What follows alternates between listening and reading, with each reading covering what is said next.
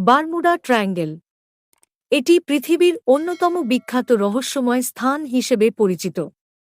এই অঞ্চলটি Miami, Bermuda এবং পুয়ের্তো রিকোর মধ্যে অবস্থিত।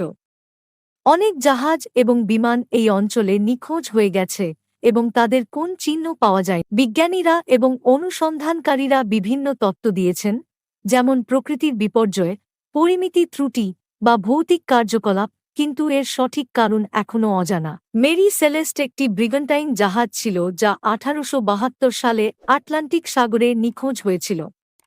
জাহাজটি পরিত্যক্ত অবস্থায় পাওয়া যায়, কিন্তু সমস্ত ক্রু এবং যাত্রী নিখোঁজ ছিল।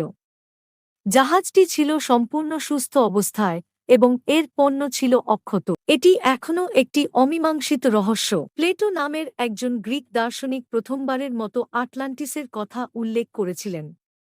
এটি একটি উন্নত সভ্যতার নগরী ছিল যা একরাতে সাগরের নিচে তলিয়ে যায়।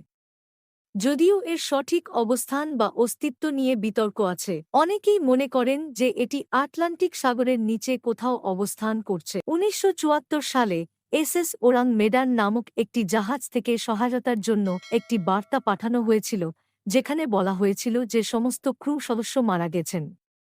যখন উদ্ধারকারী দল জাহাজে পৌঁছায়, তারা দেখে যে সমস্ত ক্রু সদস্যের শরীর ভয়ঙ্কর অবস্থায় ছিল এবং তাদের মুখে ছিল ভয়ের ছাপ। এর সঠিক কারণ এখনও অজানা। 1918 সালে ইউএসএস সাইক্লোপস নামক একটি বড় নৌযান বারমুডা ট্রায়াঙ্গেলের কাছে নিখোঁজ হয়।